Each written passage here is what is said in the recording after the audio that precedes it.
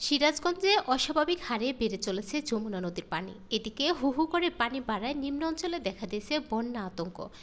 পানি বৃদ্ধির সঙ্গে সঙ্গে জেলার বিভিন্ন স্থানে চলছে নদী ভাঙ্গন।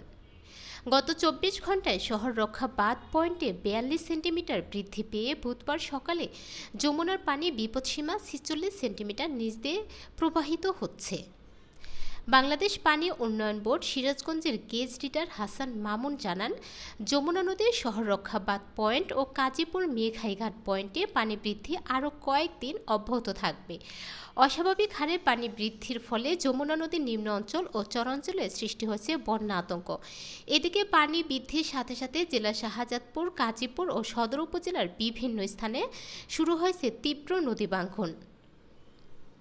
গত ২৪ ঘন্টায় এই ৩টি উপজেলায় অন্তত ১০টি কাঁচা পাকা বসতভিটাসহ বিস্তীর্ণ ফসলের জমি নদীগর্ভে বিলীন হয়েছে।